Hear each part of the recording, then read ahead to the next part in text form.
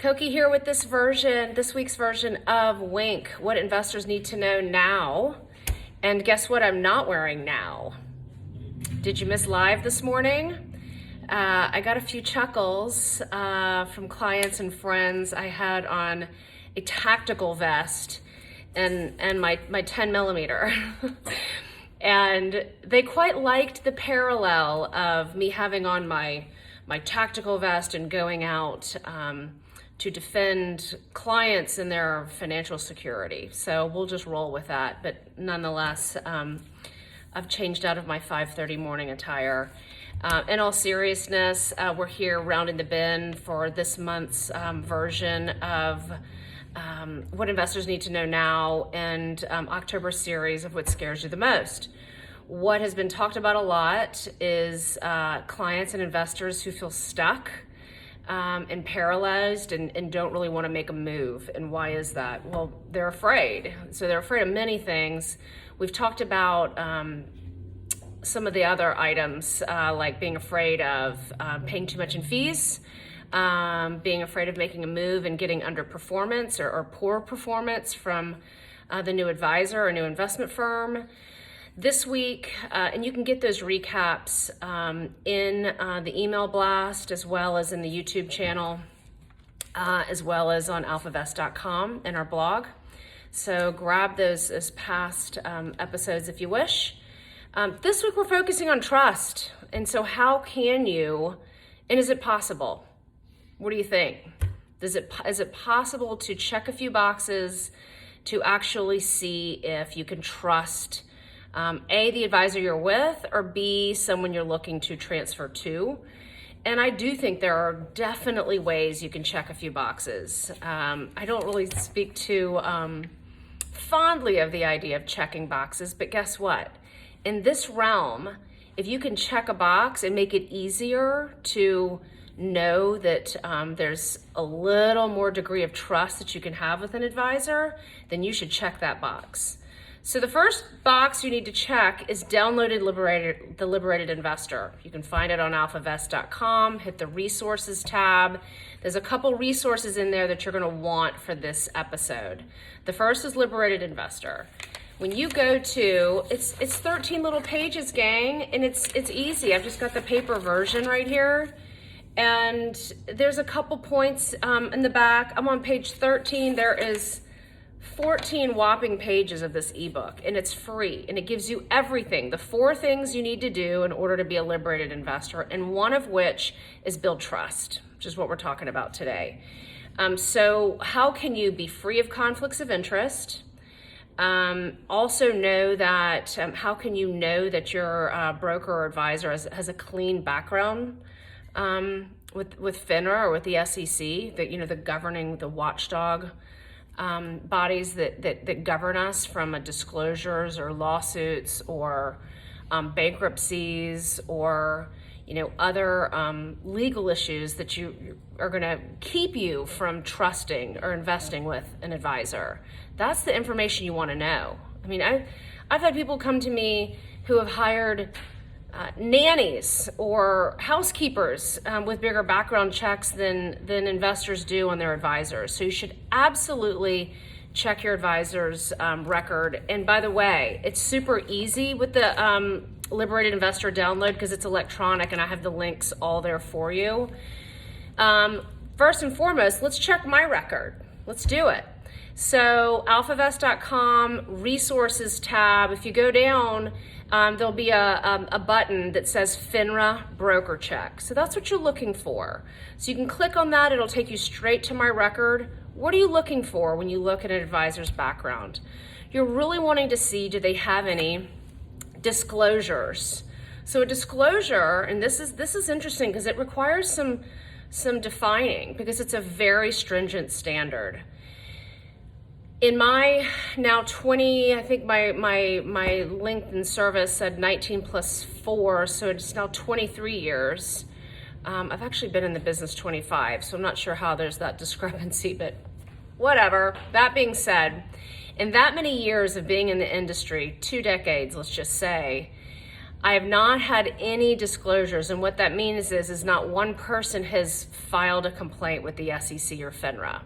Now, the distinction here is anyone can file a complaint against an advisor. The disclosure does not mean that that advisor was found guilty or innocent.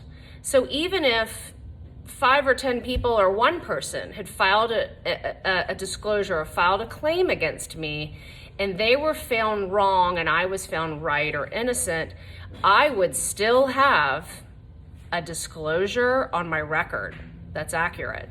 So it's a very high stringent standard rather, to have a 0 disclosures on your record. So I just want to say this: if you pull up your advisor and you do see a disclosure on their record, it is not the end of the world. It just warrants the question: what was this disclosure for? Did you inaccurately advise a client? Did they have an 85-year-old woman in an aggressive tech portfolio?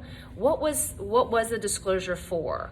Were they found innocent or guilty? So it's just the question. But to find an advisor who has 0 disclosures on their record should give you a little bit of trust in that individual, that they have set expectations right for their clients, they have maintained proper books and records and proper compliance with the SEC or with FINRA. So it should give you some extra degree of trust and comfort with that individual. So there's another link, again, on alphavest.com resources page, one below that link for FINRA, and that link will take you to NAPFA.org. That's the National Association of Professional Financial Advisors. And this is the watchdog governing body for, conflicts of interest. So that's another way that investors are paralyzed right now. They don't want to be taken advantage of. They don't want to feel like they are going to move to another investment firm with another investment advisor who is going to sell them product A, B, or C that is going to help them pay their mortgage and not help the client get ahead with a safe and secure, ever-growing retirement account, right? So you want to make sure you don't have any conflicts of interest. So how do you do this? You need to go to a firm that is NAPFA sanctioned. So NAPFA takes a look at all of our records and ensures that as advisors, if we're fee only, and there's an important distinction there too. If we are fee only, very different from fee based, but fee only advisors as sanctioned by NAPFA.org means they absolutely don't have any conflicts of interest. They can take no additional compensation for any products or any services other than charging you a fee for your advice. So that is how we here at AlphaVest do business. We are fee only. We have been fee only since day one, since we opened our doors in 2008.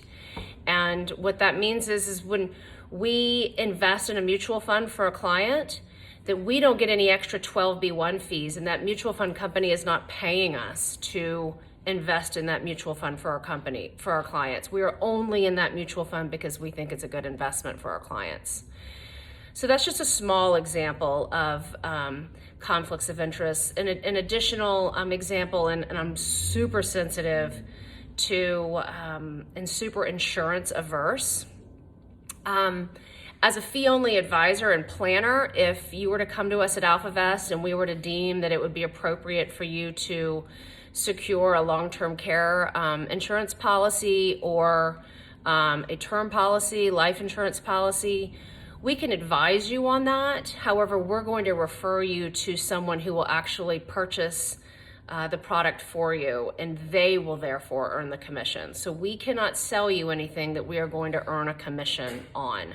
So when you walk in our doors, when you take a consult, our advice to you is literally just pure advice, and we won't get any additional compensation for any products or investments that happen as a function of that plan. So last thing in terms of adding trust. So we've talked about check your broker's record. We've talked about, is your broker or advisor fee only? Meaning, have they said no to all conflicts of interest, and do not get any additional compensation by investment products. The last is your contract. When an advisor puts a contract in front of you, sometimes that feels like, ooh, this is a little scary. What's this contract? What does it say? If you have a contract with your advisor, this is good. This means typically you've engaged with that advisor on a fiduciary basis. At the end of the day, what does that really mean? It's a big word. What it means to you is you're more protected. It means that the advisor you are doing business with is being held to the highest standard of FINRA and the SEC, the standard of being a fiduciary. They have to put your best interests ahead of their own. Makes sense, right? It's kind of ridiculous that advisors who don't act on fiduciary contracts or on a fiduciary basis don't have to live up to this standard. It's quite controversial in our industry, but just suffice it to say, if you're paying an advisor a fee and you're doing it via a contract, you are very well protected, and that advisor is being held to the highest standard. Also, take it to say that if you've not signed a contract, you need to get yourself covered. And I highly advise you check your broker's record, go to NAPFA, find a fee-only advisor, and demand that you sign a contract with your advisor, fully disclosing all of the fees and services that you'll be paying for and that you'll be getting.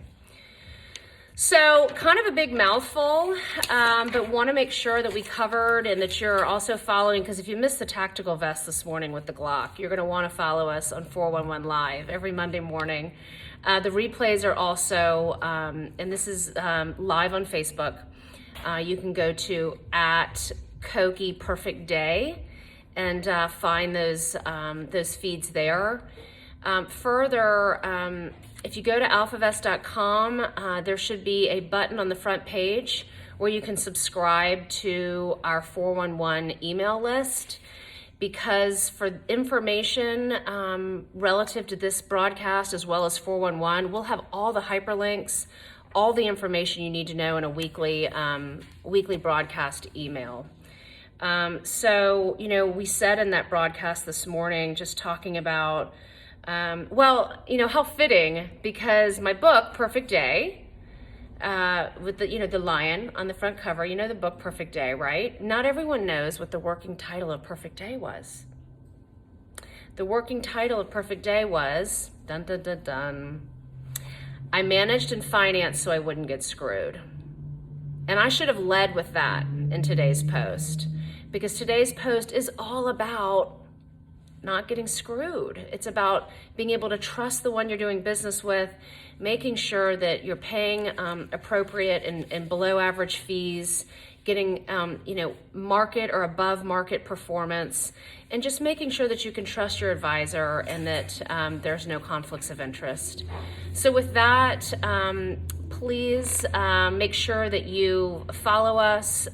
Click the box on check your boxes on checking your advisor's record, checking with NAPFA for conflicts of interest, and get unstuck.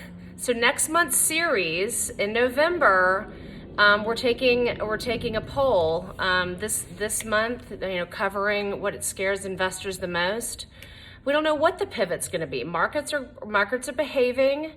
How are we going to end the year strong? So tune in for November's series of Wink, or What Investors Need to Know Now. Thanks for joining.